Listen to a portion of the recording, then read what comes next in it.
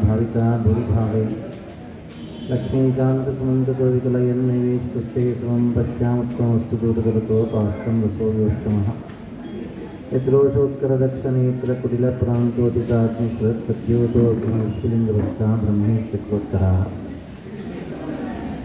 ಪವಿತ್ರವಾದ ಸಂದರ್ಭ ನವರಾತ್ರಿ.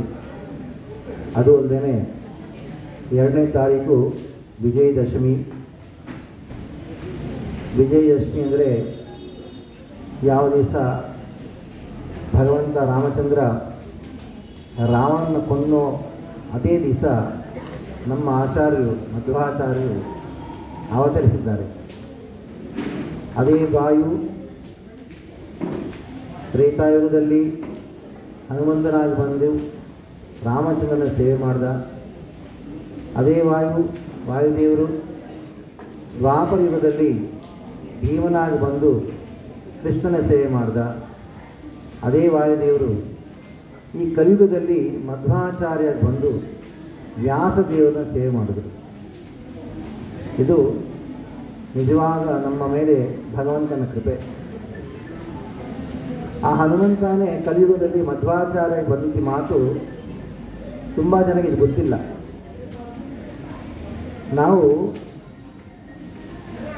ಈ ಕಲಿಯುಗದಲ್ಲಿ ರಾಕ್ಷಸರನ್ನ ಕೊಲ್ಲಬೇಕು ಅಂದರೆ ಆ ಭಗವಂತ ಅನ್ಕೊಳ್ತಾನೆ ಎಲ್ಲರೂ ಕೊಲ್ಲಬೇಕಾಗತ್ತೆ, ಎಲ್ಲರೂ ಅದರಲ್ಲಿ ರಾಕ್ಷಸ ಇದ್ದಾನೆ.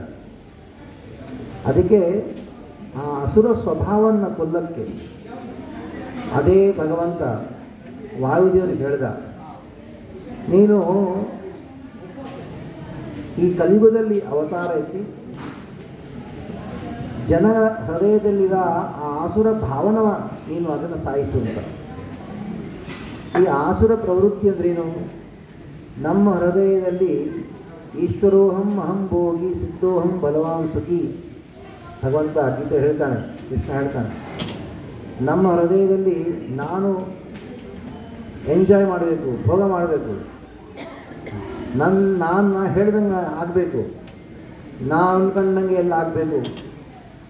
ಈಶ್ವರ ಭಾವನೆ ನಮ್ಮ ಮನಸ್ಸಲ್ಲಿದೆಯಲ್ಲ, ಅದೇ ದಾನವ, ಅವನೇ ರಾಕ್ಷಸ.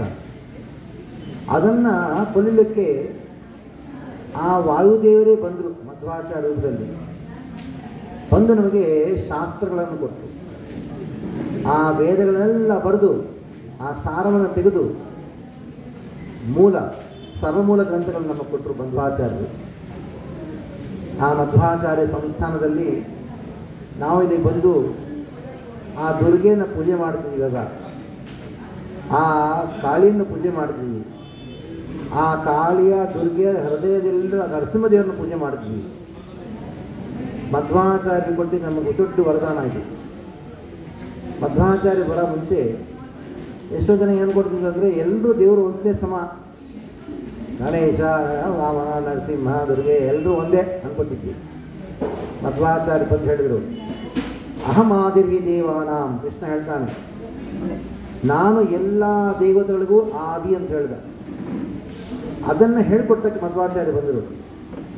ನಾವು ನವರಾತ್ರಿಗಳಲ್ಲಿ ದುರ್ಗೆನ ಪೂಜೆ ಮಾಡ್ತೀವಿ. ಯಾಕೆ ಮಾಡ್ತೀವಿ? ದುರ್ಗೆನ ಪೂಜೆ ಮಾಡ್ತಾ ನಾವು ನಮ್ಮ ಮನಸ್ಸಿನಲ್ಲಿ ಏನು ನೆನ್ಪಿಟ್ಕೊಳ್ಬೇಕು? ಆ ದುರ್ಗೆ ಯಾರೂ ಅಲ್ಲ, ಆ ಕೃಷ್ಣನ ಭಕ್ತ, ದೊಡ್ಡ ಭಕ್ತರು ಅವರು. ಅದಕ್ಕೆ ದುರ್ಗೆಯ ಎಷ್ಟೋ ರೂಪಗಳಿದೆ. ಆ ರೂಪಗಳಲ್ಲಿ ಒಂದು ರೂಪ ಇಲ್ಲಿ ವೈಷ್ಣವ ದೇವಿ, ವೈಷ್ಣವಿ. ಆ ದುರ್ಗೆ ವೈಷ್ಣವಿ ಅಂದರೆ ಯಾರು? ವಿಷ್ಣು ಭಕ್ತರು. ವಿಷ್ಣು ಭಕ್ತರಿಗೆ ಈ ದುರ್ಗೆ ಉಪಾಸನಾಗೋಸ್ಕರ ಎಷ್ಟೋ ಜನ ಏನು ಮಾಡ್ತಾರೆ? ಬಲಿ ಕೊಡ್ತಾರೆ. ಮಧ್ವಾಚಾರ್ಯ ಹೇಳಿದ್ರೆ ಬಲಿ ಕೊಡೋ ಸಂಪ್ರದಾಯ ಬಿಡಬೇಕು. ಯಾಕೆಂದರೆ ದುರ್ಗೆ ಯಾರು? ವೈಷ್ಣವಿ ಆದ್ದರಿಂದ ವೈಷ್ಣವರಿಗೆ ತಾಮಸಿಕ ಆಹಾರ ಅಂದರೆ ಅದು ಅವರಿಗೆ ಸಿಗಲಿಲ್ಲ. ತಾಮಸಿಕ ಆಹಾರವನ್ನು ಬಿಡಬೇಕು. ನಾವು ನಿಜವಾಗ್ಲೂ ದುರ್ಗೆಯನ್ನು ಆರಾಧನೆ ಮಾಡಿದರೆ ಏನು ಸಿಗುತ್ತೆ ಅಂದರೆ ನಮಗೆ ಸದ್ಬುದ್ಧಿ ಸಿಗುತ್ತೆ, ಜ್ಞಾನವನ್ನು ಸಿಗುತ್ತೆ. ಅದಕ್ಕೆ ನೀವು ಯಜ್ಞ ಆಗಲು ಮಾಡಿದಿರಲ್ಲ, ಆ ಯಜ್ಞದಲ್ಲಿ ಆ ಹೋಮಗಳಲ್ಲಿ ನಾವು ಅರ್ಪಣೆ ಮಾಡಿದಾಗ ಆ ದುರ್ಗಾ ಹೃದಯಾಂತರ್ಗತ ನರಸಿಂಹ ಪ್ರಿಯತಾಮ್ ಅಂತ ಇದನ್ನು ಹೇಳ್ಕೊಟ್ಟವ್ರು ಯಾರು? ಮಧ್ವಾಚಾರ್ಯ. ಆ ದುರ್ಗೆ ಹೃದಯದಲ್ಲಿ ಯಾರಿದ್ದಾರೆ? ನರಸಿಂಹದೇವರ ಸಾಕ್ಷಾತ್ ನರಸಿಂಹ. ಆ ನರಸಿಂಹನ ಆರಾಧನೆ ಮಾಡಿ ಇವತ್ತು ದುರ್ಗೆ ಮುಖಾಂತರದಿಂದ, ಅರ್ಚಕರ ಮುಖಾಂತರದಿಂದ. ಈ ಮುಂಚೆ ಏನಾಗ್ತಿತ್ತು ಅಂದರೆ, ಎಲ್ಲ ಈ ದಸರಾ ಸಮಯದಲ್ಲಿ ದುರ್ಗೆ ಮುಂದೆ ಒಂದು ಗೋಟ್ ಇದರಿಗೆ ಇನ್ನೇನು ಪ್ರಾಣಿಗಳನ್ನ ಬಲಿ ಕೊಡೋರು. ಮಧ್ವಾಚಾರ್ಯ ಅನಿಸ್ತು, ದುರ್ಗೆ ಇದೆಲ್ಲ ಅದು ಪ್ರಸನ್ನ ಮಾಡಬೇಕು ಅಂದರೆ ದುರ್ಗೆಯನ್ನು ಹೀಗೆ ಮಾಡಿದ್ರೆ ಆಗೋದಿಲ್ಲ. ಅದಕ್ಕೆ ಒಂದು ಕುಂಬಳಕಾಯಿನ ತಗೊಂಡು ಅದನ್ನು ಬಲಿ ಕೊಡೋದನ್ನು ಆ ಸಂಪ್ರದಾಯನ ಮಧ್ವಾಚಾರ್ಯ ಶುರು ಮಾಡಿದ್ರು. ಹಾಗೆ ಎಷ್ಟು ಅದ್ಭುತವಾದ ಲೀಲೆಗಳು ಮಧ್ವಾಚಾರ್ಯ ಮಾಡಿದ್ರು. ನಾವು ವಿಜಯದಶಮಿ ದಿನ ಹೇಗೆ ರಾಮಚಂದ್ರ ರಾವಣನ ಕೊಂದನೋ ಹಾಗೆ ಮಧ್ವಾಚಾರ್ಯ ಪ್ರಾರ್ಥನೆ ಮಾಡಬೇಕು. ನೀವು ಇವತ್ತು ಅಂದರೆ ದಶೇರಾ ವಿಜಯದಶಮಿ ದಿವಸ ನೀವು ಪ್ರಕಟ ಆಗಿ ಅವತರಿಸಿ ನಮ್ಮ ಹೃದಯದಲ್ಲಿ ಅಜ್ಞಾನವನ್ನು ಕೊಲ್ಲಿ ಅಂತ ನಾವು ಪ್ರಾರ್ಥನೆ ಮಾಡಬೇಕು. ಒಂದು ಲೀಲೆಯನ್ನು ಹೇಳಿ ಮುಗಿಸ್ತೀನಂತೆ. ಚಿಕ್ಕ ಮಗು, ಸಣ್ಣ ಮಗು, ಮಧ್ವಾಚಾರ್ಯ ಹುಟ್ಟಿ 1 ತಿಂಗಳಾಯ್ತು ಅಷ್ಟೇ. ಅವ್ರ ತಂದೆ ತಾಯಿ ಮಧ್ಯಗೇಹ ಭಟ್ಟ ವೇದವತಿ ಇಬ್ಬರು ಪಾದಕ ಕ್ಷೇತ್ರದಿಂದ 12 ವರ್ಷ ಪ್ರತಿದಿನ ಹೋಗಿ ಕೇವಲ ಹಾಲು ಕುಡ್ಕೊಂಡು ಅನಂತೇಶನ ಪ್ರಾರ್ಥನೆ ಮಾಡಿದ್ರು. ನಮಗೆ ಒಂದು ಒಳ್ಳೆ ಹುಡುಗ ಸಿಗಬೇಕು, ಒಳ್ಳೆ ಮಗು ಸಿಗಬೇಕು, ಜಗದೋದ್ಧಾರಕಾದ ಅಂತ ಒಂದು ಮರ ಸಿಗಬೇಕು ಅಂತ ಪ್ರಾರ್ಥನೆ ಮಾಡಿದ್ರು. ವಾಸುದೇವ ಅಂತ ಹೆಸರಿಟ್ಟು 1 ತಿಂಗಳಾದಮೇಲೆ ಮನೆಯಿಂದ ಸ್ವಲ್ಪ ಹೊರಗೆ ಹೋಗಬೇಕು ಅಂದರೆ ದೇವ್ರ ಹತ್ರ ಹೋಗ್ಬೇಕಲ್ಲ, ದೇವಸ್ಥಾನಕ್ಕೆ. ಆ ಸಣ್ಣ ಮಗುವನ್ನು ಕರ್ಕೊಂಡು ಅನಂತೇಶ್ವರ ದರ್ಶನ ಮಾಡಿಸಿ ಮತ್ತೆ ತಿರುಗಿ ವಾಪಸ್ ಬರ್ತಿದ್ರು. ಅನಂತೇಶ್ವರ ಉಡುಪಿಯಿಂದ ವಾಪಸ್ ಬರ್ತಿದ್ರು ಇಲ್ಲಿಗೆ ಪಾದಕ್ಷೇತ್ರಕ್ಕೆ. ಮಧ್ಯದಲ್ಲಿ ಇದ್ದಕ್ಕಿದ್ದಾಗೆ ಒಂದು ದೆವ್ವ, ಒಂದು ಪ್ರೇತ ಆ ಗುಂಪಿನಲ್ಲಿದ್ದವರೊಬ್ಬರಿಗೆ ಅವ್ರಿಗೆ ಹಿಡ್ಕೊಂಡ್ಬಿಡ್ತು. ವಿಚಿತ್ರವಾಗಿ ಮಾತಾಡೋಕ್ಕೆ ಶುರು ಮಾಡಿತು ಆ ದೆವ್ವ. ಎಲ್ಲರೂ ಗಾಬರಿ ಆಯಿತು. ಮುಖ್ಯವಾಗಿ ಅಮ್ಮ ವೇದವತಿ ಅವಳ ಸಣ್ಣ ಮಗುನ ಹೊತ್ಕೊಂಡು ಗಾಬರಿ ಪಡ್ತಿದ್ಲು, ಈ ಮಗು ಏನೂ ಅಪಾಯ ಆಗಬಾರ್ದು ಅಂತ. ಅದೇ ಸಮಯದಲ್ಲಿ ಈ ದೆವ್ವ ಹೇಳುತ್ತೆ, ಈ ಸಣ್ಣ ಮಗುವ ಚರಣಕಮಲನ್ನು ನನ್ನ ತಲೆ ಮೇಲಿಡು, ನಾನು ಬಿಡ್ತೀನಿ ಅವನ್ನ. ನೋಡಿ ಎಷ್ಟು 12 ವರ್ಷ ತಪಸ್ಸೆ ಮಾಡಿದಾಗ ಚಿಕ್ಕ ಮಗು ಸಿಕ್ತು.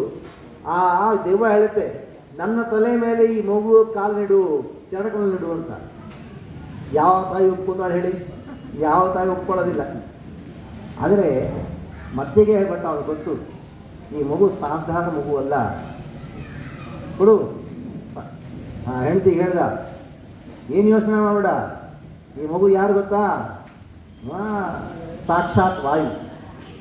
ನಾನು ಒಂದ್ಸತಿ ಆ ದೇವಸ್ಥಾನಕ್ಕೆ ಹೋದಾಗ ಆ ವಾಯುದೇವರೇ ಒಬ್ಬರ ಮೇಲೆ ಆವೇಶ ಆಗಿ ಘೋಷಣೆ ಮಾಡ್ದ, ನಾನು ಅನಂತೇಶ್ವರ ಒಬ್ಬರ ಮೇಲೆ ಆವೇಶ ಮಾಡಿ ವಾಯುದೇವರು ಪ್ರಕಟಿಸ್ತಾರೆ ಅಂತ ಹೇಳಿದ್ದ.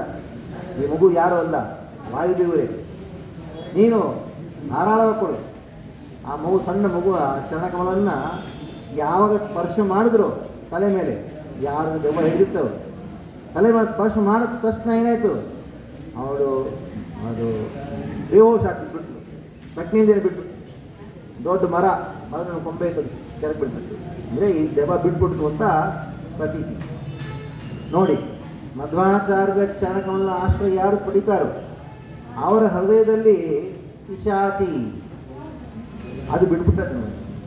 ನಮ್ಮ ಹೃದಯದಲ್ಲಿ 2 ಪಿಶಾಚಿ ಬೀಜಂತೆ. ಒಬ್ಬರು ದೊಡ್ಡ ಆಚಾರ್ಯರು ರೂಪ ಗೋಸ್ವಾಮಿ ಅಂತ, ಇದೇ ಮತ ಸಂಪ್ರದಾಯದಲ್ಲಿ, ನಮ್ಮ ಗೌಡಿ ಸಂಪ್ರದಾಯದಲ್ಲಿ ಆಚಾರ್ಯರು ರೂಪ ಗೋಸ್ವಾಮಿ ಅಂತ.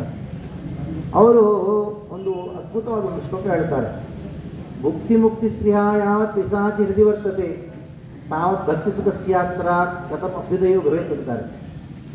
ನಮ್ಮ ಹೃದಯದಲ್ಲಿ ಭುಕ್ತಿ ಮುಕ್ತಿ ಅಂತ 2 ಪಿಶಾಚಿಗಳಿದ್ದರೆ ಆವಾಗ ತನಕ ಆ ಭಕ್ತಿಯಲ್ಲಿ ಆ ಸುಖವನ್ನು ನಾವು ಹೇಗೆ ಪಡಿಬೇಕು, ಹೇಗೆ ಪಡೆಯೋಕ್ಕೆ ಸಾಧ್ಯವಾ? ಇಲ್ಲ. ಅದಕ್ಕೆ ನಮ್ಮ ಹೃದಯದಲ್ಲಿ ಆ ಭುಕ್ತಿಗೆ ವಾಂಛ, ಮುಕ್ತಿ ವಾಂಛ, ಈ ಎರಡನ್ನು ನಾವು ತೆಗೆದು ಬಿಸಾಕಬೇಕು. ಅದು ನಮ್ಮ ಕೈಯಲ್ಲಿ ಸಾಧ್ಯವಾ? ಇಲ್ಲ. ಅದು ಕೇವಲ ವಾಯುದೇವರೇ ಅದು ಮಾಡೋಕ್ಕೆ ಸಾಧ್ಯ. ಅವರಲ್ಲಿ ಆ ಶಕ್ತಿ ಇದೆ. ಅದಕ್ಕೆ ಮಧ್ವಾಚಾರ್ಯ ಶರಣ ಬೇಡ್ಕೋಬೇಕು. ನಾವು ಎಷ್ಟೋ ಪೂಜೆಗಳು ಮಾಡ್ತೀವಿ, ಪುನಸ್ಕಾರ ಮಾಡ್ತಿರ್ತೀವಿ, ವ್ರತಗಳು ಮಾಡ್ತೀವಿ. ಆದರೆ ಮಧ್ವಾಚಾರ್ಯ ಬಂದರೆ ಎಲ್ಲಿ ಅವತಾರ ಮಾಡಿದರು?